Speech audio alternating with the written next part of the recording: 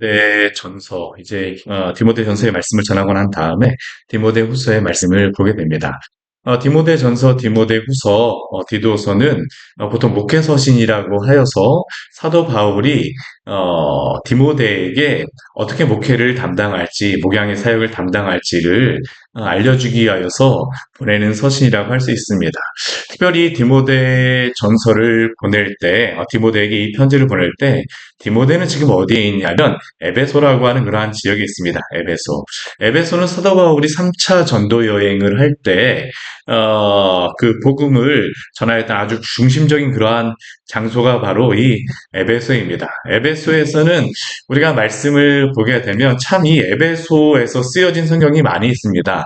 요한복음, 요한 1, 2, 3서, 요한계시록, 고린도 전후서가 바로 이 에베소에서 쓰여진 성경이라고 할 수 있습니다. 그뿐만 아니라 이 에베소로다 보내는 편지도 굉장히 많습니다. 이 디모데 전후서가 바로 에베소 교회를 향하여서, 그리고 디모데가 사역하고 있는 이 에베소 교회에 보냈던 이 편지가 바로 이 디모데 전서와 그리고 후서입니다. 이 에베소라고 하는 지역이 우리가 지금 이 디모데에게 이 편지를 보내지만 이 사역하고 있는 에베소라고 하는 지역이 참으로 이게 복음이 쉽게 전해질 수 있는 지역이 아니었습니다. 이 에베소라고 하는 지역은 우리가 사도행전 말씀을 보게 되면 아데미 여신의 그러한 큰 신전이 있었던 곳이 바로 이 에베소였습니다. 에베소에서 복음이 전하여져서 사도 바울이 3차 전도 여행 동안 이 에베소를 중심으로 거의 3년의 기간을 이곳에 전함으로 이 에베소 지역이 완전히 변화되었는데요. 이 에베소 지역이 변화되었다?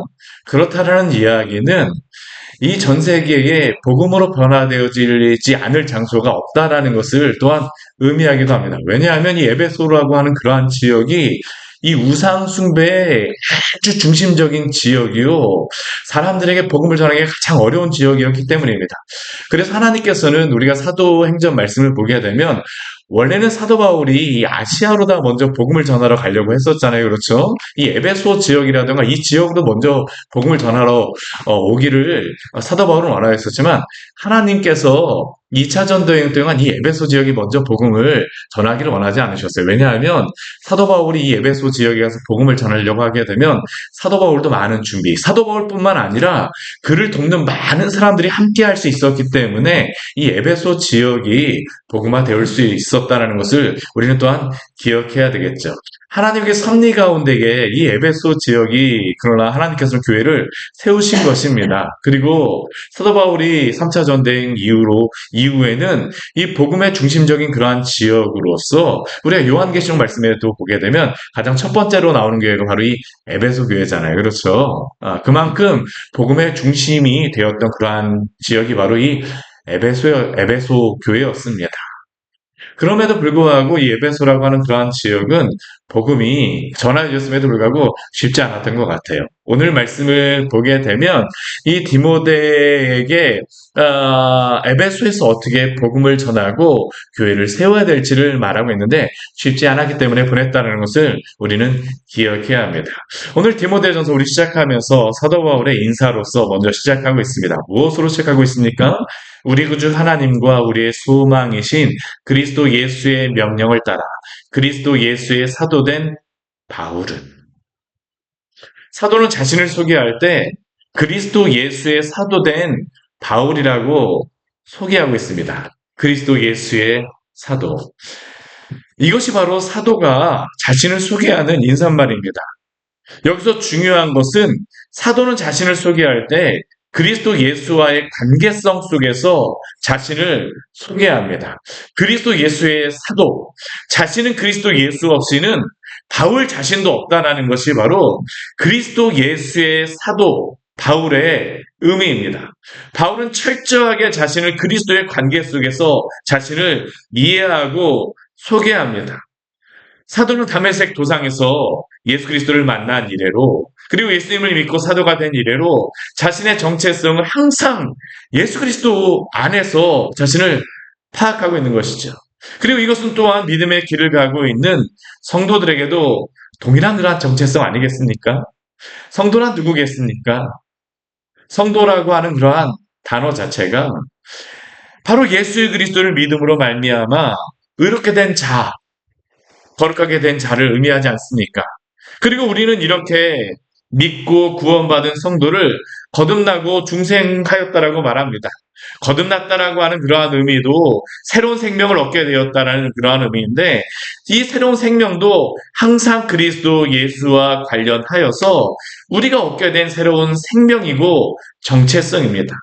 우리는 예수 그리스도를 믿음으로 하나님의 의로운 자가 되었으며, 또한 우리가 거듭날 때 새로운 생명의 원리가 우리의 영혼에 심겨짐으로 우리의 지정의가 온전히 변화되어서 이제는 주를 위하여 살아갈 수 있게 된 자가 된 줄 믿으시기를 바랍니다. 이게 바로 우리 성도들의 정체성이죠. 그리스도 예수의 사도된 바울, 그리스도 예수의 성도된 나. 이게 바로 우리입니다. 그리고 사도는 자신이 이렇게 복음을 전할 때에 무엇으로써 그 자신이 이 복음을 전한다라고 이야기하고 있습니까? 우리의 소망이신 그리스도 예수의 명령을 따라서라고 그는 우리에게 말씀하고 있죠. 이것이 왜 중요할까요? 디모데가 지금 에베소 교회를 섬기는 이 목회의 사역이 바로 그 사도에게서 신적인 소명을 받은 바울을 통하여서 이 사역을 행하고 있다라는 것을 에베소 모든 교인들에게 이야기하고 있는 것입니다. 우리의 소망이신 그리스도 예수의 명령을 따라서 사도 바울도 사도가 되었으며, 디모데도 이러한 신적인 명령에 따라서 사도된 사도 바울에게 명령을 따라 이 디모데가 이 에베소 교회를 섬기고 있다라는 겁니다. 이것은 무엇을 의미하냐면 권위가 무엇이라는 것을 우리에게 의미하는 것입니다. 우리나라의 권위는 어디로부터 나오는 겠습니까? 사람에게 근거하는 것이 아니라 바로 하나님으로부터 나오는 것임을 우리는 기억해야 될 것입니다. 만약 목회자나 교회가 하나님이 세우신 그 권위에 기초하지 않는다라고 하게 되면, 또한 이것에 대한 확신이 없이 스스로 세운 권위에 따라서 교회 지도자가 되게 한다라고 하게 되면, 이거는 참된 권위에 근거하지 않고 결국은 하나님께서 수치를 당하게 하실 것임을 우리는 기억해야 합니다. 그런데 이것은 단순히 목회자에게만 해당되는 것이 아닙니다. 우리가 일하고 있는 그러한 직장, 또한 우리가 살고 있는 우리의 가정, 하나님이 우리의 가정에 또한 우리를 보내셨음을 믿으십시오. 또한 우리가 만나는 그런 모든 사람과의 관계 속에서 하나님께서 우리를 보내셨음을 기억하시기를 바랍니다. 우리에게 있는 그런 모든 일들은 하나님께서 우리에게 명령하시고 우리에게 보내신 그러한 자리라는 것을 우리가 믿어야 됩니다. 그래야지만 우리가 이러한 일하거나 우리가 행하는 그러한 모든 일들에 힘이 있지 않겠습니까? 우리가 일하는 그러한 모든 일들이 하나님이 그러한 명하신 것입니다. 하나님이 우리에게 주신 그러한 자리이죠. 오늘 우리가 교회에 나와서 예배드리고 있는 이 자리도 하나님이 주신 우리에게 그러한 기도의 자리이며, 우리가 섬기고 있고 우리가 살고 있는 우리의 가정도 하나님이 우리에게 섬기라고 또한 우리에게 살게 하신 가정임을 기억하며, 또한 우리의 가정을 사랑하고 또한 교회를 사랑하는 귀한 은혜가 있기를 바랍니다. 이러한 소명을 갖고 이러한 그러한 마음을 갖고 하나님의 일을 감당하고 있는 사도 바울과 또한 디모데. 그런데 이 디모데가 이 에베소 교회에 가게 되어진 이유가 있습니다. 왜 그럴까요? 오늘 3절 말씀에 보게 되면 오늘 말씀의 가장 중요한 것은 왜 디모데에게 이 에베소 교회에 가고 에베소 교회에서 그가 무엇을 행해야 되는가를 그가 사도 바울이 디모데에게 권면하는 것이죠. 왜 사도 바울이 디모데에게 에베소 교회에 가라고 하겠습니까? 우리 3절 말씀 같이 한번 읽어볼까요? 내가 마게도냐로 갈 때에 너를 권하여 에베소에 머물라 한 것은 어떤 사람들을 명하여 다른 교훈을 가르치지 말며. 우리 여기에 보게 되면 사도 바울이 지금 언제 이 디모데 전서를 보내는 걸 알 수 있는데, 사도 바울이 마게도냐로 갈 때입니다. 이 마게도냐로 간다라고 하는 것은 우리 사도행전 말씀에서는 3차 전도행까지만 나와 있지만, 사도 바울이 에베소서 말씀에서 감옥에 갇혔다가 풀려나게 되어집니다. 풀려나고 나서 그가 지금으로 따지게 되면 이 스페인 지역, 다시스 지역에 그가 복음을 전하러 가고 싶어 했죠. 그리고 실제로 그는 이 지역의 복음을 전하러 갔던 것 같습니다. 그리고 사도 바울이 그곳으로 출발하기 위해서 마게도냐로 가고 있을 때에 사도 바울은 디모데에게 에베소에 머물 것을 부탁하였습니다. 명령하였습니다. 왜 그렇습니까? 이 에베소 교회 안에 다른 교훈을 가르치는 그러한 사람들이 있었기 때문입니다. 우리가 그 성경 말씀을 보게 되면 참 이 사도 바울이 복음을 전할 때에 이 교회에 계속적으로 문제가 되는 게 뭐냐면 거짓 선생들이 계속적으로 교회에 들어와서 있습니다. 우리 갈라디아서 말씀에도 보게 되면 이 갈라디아 교회에 들어왔던 이 다른 복음을 전하였던 그러한 사람들이 큰 문제를 일으키게 되죠. 우리 갈라디아서 1장 6절부터 8절까지의 말씀에 보면 이러한 말씀이 있어요. 그리스도의 은혜로 너희를 부르신 이를 이같이 속히 떠나 다른 복음을 따르는 것을 내가 이상하게 여기노라. 다른 복음은 없나니 다만 어떤 사람들이 너희를 교란하여 그리스도의 복음을 변하게 하려 함이라. 그러나 우리가 혹은 하늘로부터 온 천사라도 우리가 너희에게 전한 복음에 다른 복음을 전하면 저주를 받을지어다. 이게 바로 사도 바울이 갈라디아 교회에 보냈던 갈라디아 전서의 갈라디아서의 그러한 말씀입니다. 그런데 이 갈라디아서의 이런 말씀을 보면 다른 복음이 나와 있어요. 이 갈라디아서 같은 경우는 사도 바울이 초창기에 보냈던 그러한 편지인데요. 가장 처음에 거의 보냈던 편지인데 사도 바울이 복음을 전했던 초창기서부터 이렇게 다른 복음이 교회를 무너뜨리고자 했던 것이죠. 지금 이 디모데 전후서 같은 경우는 사도 바울이 이 복음 사역에 거의 막바지에 보냈던 그러한 편지인데도 이때도 다른 복음이 계속적으로 있었던 것입니다. 결국 이것은 무엇입니까? 교회가 부흥하는 것과 함께 또한 다른 복음도 계속적으로 이 교회 안에서 교회를 무너뜨리고자 하였다라는 것이죠. 참 안타까운 것 아닙니까? 오늘 한국 교회도 참 이 다른 복음 이단들이 얼마나 창궐하고 있습니까? 신천지와 여러 이단들. 우리 요즘에 교회들 보게 되면요. 제가 교회를 개척하면서 알게 되었는데, 신도시의 교회, 지역을 이렇게 받아서 교회를 세우잖아요. 근데 그 신도시의 교회를 받아서 세우는 많은 교회들이 이단들이 토지를 받아서 세우는 경우가 굉장히 많더라고요. 우리 여기, 광교에도 보게 되면, 이 흥덕 지역에도 보게 되면, 종교부지가 있는데, 이 흥덕 지역의 종교부지, 광교호수공원 바로 앞에 보이는 그러한 종교부지를, 누가 받아서 거기에 교회를 세웠냐면, 하나님의 교회 이단이 거기에 지금 세워져 있습니다. 이게 참, 얼마나 안타까운 것입니까? 근데 우리가 성경 말씀을 보게 되면, 이 다른 복음은 끊임없이 교회를 무너뜨리고자 했다는 것입니다. 초대교회에서부터 그랬어요. 초대교회에서부터 그랬습니다.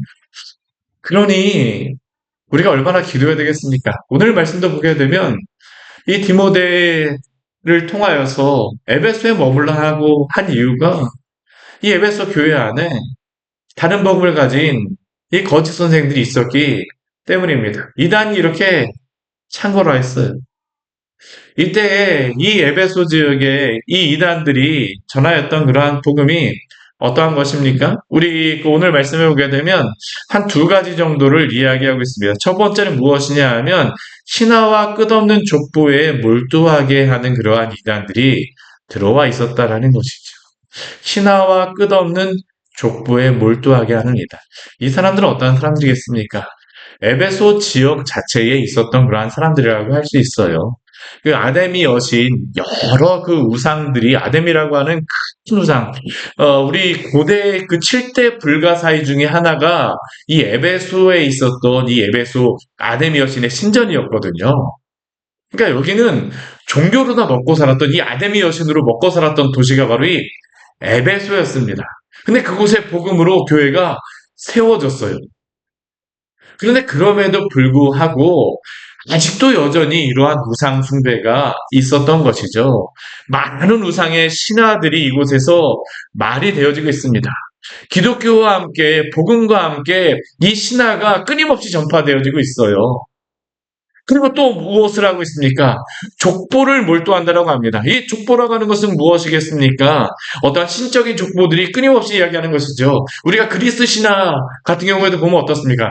바로 여기에 전해진 헬라의 신들이거든요. 그리스 신화 보게 되면 오늘 아이들 굉장히 재밌게 보잖아요. 뭐 저도 어렸을 때 좀 그러한 책들을 보고 저도 읽어보긴 했었지만 신들의 족보들이 얼마나 많습니까? 우리는 이 신에게서 나왔다. 우리는 이렇게 되어졌다. 이렇게 되어졌다. 끝없는 신화와 끝없는 족보들. 또한 이것은 인간적인 그러한 족보들도 이야기할 것입니다. 인간적으로도 우리는 어디 출신이다. 우리는 어디로부터 복음을 배웠다. 우리 고린도전서 말씀해 보게 되면 나는 바울파다. 나는 베드로파다. 나는 어디파다. 교회 안에서 끊임없이 이러한 일들이 있게 되어지죠. 사도 바울이 지금 명령하는 것은 무엇입니까? 교회 안에서 이러한 일들이 없게 하라는 것입니다. 오늘 우리 한국교회 안에도 그렇지 않습니까? 한국교회 안에서도 뭐 이러한 신화와 족보 이러한 것들 뭐 이야기 안 들어가지만 교회 안에서 나는 어디 지역 출신이다 정치색 이러한 것들도 한편으로는 신화와 끝없는 족보임을 우리는 기억해야 되겠죠. 심지어는 과학도 마찬가지입니다. 오늘날 우리 많은 사람들이 창세기의 말씀을 성경을 믿지 않습니다. 많은 믿지 않는 그러한 큰 이유 중에 하나가 뭐냐 하면 창조론이 성경에 나와 있는 이 창조론 대신에 진화론이 전 세계적으로 확 휩쓸어 버렸잖아요. 근데 이게 진화론이 언제부터 이렇게 크게 영향력을 미치기 시작했냐면 교과서에 들어올 때부터입니다. 물론 이것이 사람들이 영향력을 주었었지만 실제로 다 교과서에 들어오게 되면서 많은 사람들이 이 진화론 때문에 신앙에서 많이 떠났었거든요. 1960년도에 이 교과서에 막 포함되기 그렇게 오래되지 않았습니다. 진화론이 들어온 지. 그런데 이러한 진화론이 이러한 것들에 들어오면서 어떻게 되었을까요? 사람들이 믿지 않게 되어지죠. 근데 이 진화론의 그러한 내용을 보게 되면 어떠한 내용이냐 하면 인간의 뿌리가 무엇인가라는 것입니다. 오늘 말씀 그대로죠. 신화와 끝없는 족보에 몰두하지 말게 하려 함이. 우리는 우리의 뿌리가 어디인가에 대하여서 그러한 것들에 대해서 우리가 미지의 세계에 대해서 궁금해하는데 성도는 우리 하나님께서 우리를 창조하신 줄 믿으시기를 바랍니다. 그렇다면 성도가 몰두해야 될 것은 무엇입니까? 오늘 4절 말씀을 보게 되면 사도가 분명히 우리에게 이렇게 이야기하죠. 믿음 안에 있는 하나님의 경륜 이름보다 도리어 변론을 내는 것이다. 사도 바울은 신화와 끝없는 족보에 대항하는 것으로서 디모데가 무엇을 전해야 된다고 이야기하냐면 믿음 안에 있는 하나님의 경륜이라고 합니다. 하나님의 경륜, 하나님의 역사입니다. 이 하나님의 경륜이라는 것은 무엇일까요? 바로 주 예수 그리스도를 통하여서 우리에게 주신 복음입니다. 하나님께서 이 역사를 시작하시고 인간이 범죄함으로 말미암아 다 죽을 수밖에 없었지만 여인의 아들로서 씨로서 오게 될 예수 그리스도 창세기서부터 약속되어진 예수 그리스도가 이 땅에 오셔서 우리를 구원한 그러한 놀라운 역사의 그러한 성취 이것이 바로 믿음 안에 있는 하나님의 경륜이죠.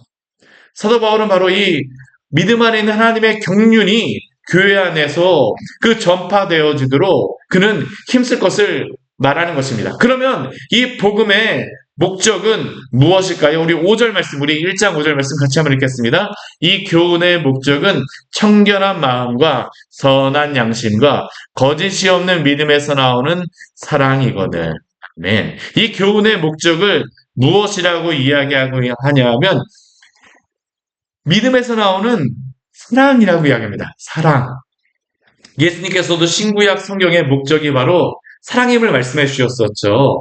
하나님을 사랑하며 내 이웃을 내 마음과 같이 사랑하라라고 말씀하셨는데 바로 이 성경의 목적 또한 성경을 통해서 우리가 결국에 다다르는 것은 무엇입니까? 사랑이 안에 나온다는 것입니다. 변론이 아니라 사랑이 있어야 된다는 것입니다. 사랑. 그런데 이 사랑이 사랑이 나오는 그러한 출처들을 무엇으로 이야기하냐 하면 우리 5절 말씀에 보게 되면 청결한 마음, 선한 양심, 거짓이 없는 믿음에서 나오는 사랑이라고 이야기합니다.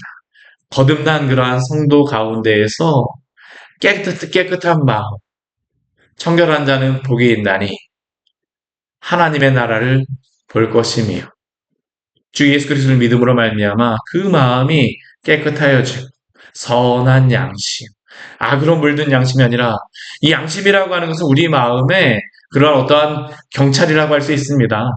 무엇이 옳은지 무엇이 그른지를 이야기하는 것이죠. 근데 선한 양심은 무엇일까요? 우리로 하여금 하나님을 추구하게 하는 그러한 사랑을 갖게 합니다. 또한 우리의 형제를 사랑하게 하는 그러한 마음을 갖게 하죠. 거짓이 없는 믿음, 이 세상에 다른 그러한 거짓된 그러한 것들이 아니라 거짓이 없는 믿음을 통해서 하나님을 알게 되어지는 것. 그것을 통해서 무엇이 나온다는 것입니까? 사랑이 나온다는 것이죠. 그런데 이 복음에서 벗어나게 되어지게 되면 무엇이 되냐라고 이야기하면 우리 7절 말씀 보게 되면 이렇게 말씀합니다. 우리 7절 말씀 같이 한번 읽어볼까요? 율법의 선생이 되려 하나 자기가 말하는 것이나 자기가 확증하는 것도 깨닫지 못하는도다. 이 복음에서 이 교훈의 목적에서 벗어나게 되면 헛된 말에 빠져서 무엇을 하냐면 율법의 선생이 되려 한다라고 이야기를 합니다. 이 율법의 선생은 무엇일까요? 단순히 이 말씀만을 가르치고자 하는 것이죠. 사랑 없이 전하는 그러한 율법의 말씀. 아니면 율법은 필요 없어라고 이야기하면서 나는 은혜로 다 구원받았으니까 다 아무렇게나 살아도 돼라고 전하는 그러한 모습들, 이러한 것들이 율법의 선생으로서 보이고자 하는 그러한 것이라고 할 수 있습니다. 그러나 율법은 어떻습니까? 필요 없는 것입니까? 우리 신약 성경에 보게 되면 율법에 대하여서 때로는 율법이 정말 필요한 것인가? 라고 궁금하게 생각할지 모르겠지만 오늘 8절 말씀에서는 사도는 우리에게 분명하게 이렇게 이야기합니다. 그러나 율법은 사람이 그것을 적법하게만 쓰면 선한 것임을 우리는 아노라. 율법은 어떻게 합니까? 나쁜 것이 아닙니다. 왜 그렇습니까? 하나님께서 이 율법을 주신 것이기 때문이죠. 어떠한 사람들은 율법이 필요 없다라고 이야기하는 사람도 있습니다. 율법적으로 살면 안 돼. 아니요. 그렇지 않습니다. 율법은 필요합니다. 왜 그렇습니까? 우리가 하나님을 알기 위하여서는 이 율법을 알아야만 돼요. 왜요? 거울과 같기 때문입니다. 우리가 하나님 앞에서 죄인인지 아닌지를 무엇을 통하여 판단하게 될까요? 율법입니다. 오늘 한국 시대, 오늘 한국의 그러한 이 상황 또한 오늘날 이 시대에 문제가 무엇입니까? 기준이 없어졌습니다. 참된 기준은 무엇일까요? 하나님의 말씀입니다. 우리가 죄인인지 아닌지를 알아야 되죠. 동성애라든가 많은 여러 가지 그것들에 대해서 죄라고 이야기할 때 왜 그것이 죄입니까? 오늘날 이 시대 사람들은 왜 그것을 죄라고 이야기하냐라고 질문합니다. 왜 그것이 죄입니까? 하나님께서 그렇게 말씀하셨기 때문입니다.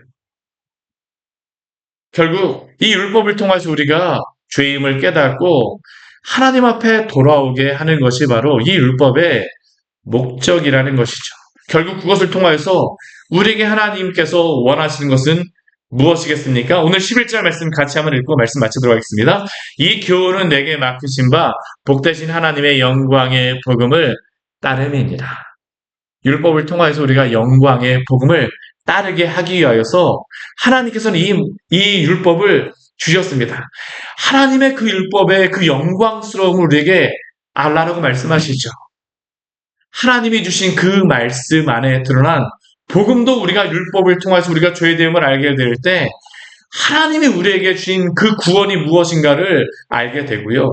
또한 그 거듭난 성도들이 하나님의 율법의 말씀을 또한 지킬 때 무엇을 알게 됩니까? 하나님의 선하심이 이 율법을 통해서 이렇게 드러나는구나. 결국 이것이 이 율법을 우리에게 주신 이유라고 할 수 있죠. 그런데 이 모든 것들을 통해서 하나님이 무엇을 따르게 하기 위함입니까? 하나님의 영광의 복음을 따르게 하기 위하여서 하나님의 복음을 갖고 살아가도록 하기 위하여서 말씀을 정리하도록 하겠습니다. 사도 바울은 오늘날 이 시대에 다른 복음이 펼쳐지고 있는 에베소 교회를 보고 오늘 이 디모데 전서의 말씀을 보내고 있습니다. 오늘 이 시대에도 그래서 우리에게 필요한 말씀입니다. 이 영광의 복음, 많은 사람들이 알므로 말미암아 하나님 앞에 돌아오는 그러한 놀라운 부흥이 있게 하여 주시옵소서. 같이 기도하도록 하겠습니다. 하나님 아버지, 오늘 말씀을 통하여서 우리에게 귀한 은혜를 주니 감사를 드립니다. 사도 바울을 통하여서 하나님 아버지, 이 에베소 지역에 있었던 다른 복음의 그러한 많은 일들, 또 그가 하나님 아버지 사랑하는 아들과 같은 디모데를 보내어서 그 에베소 교회 안에 다른 복음이 전해지지 않도록 또 하나님 아버지 디모데 전서를 보냅니다.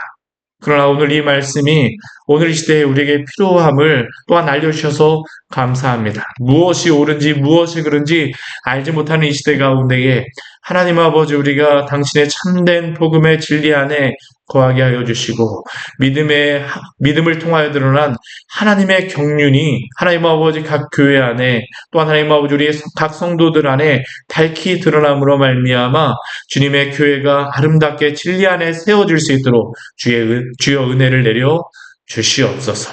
예수님 이름으로 기도드립니다. 아멘. 오늘 말씀 같이 기억하시면서 우리 기도하며 나가도록 하겠습니다.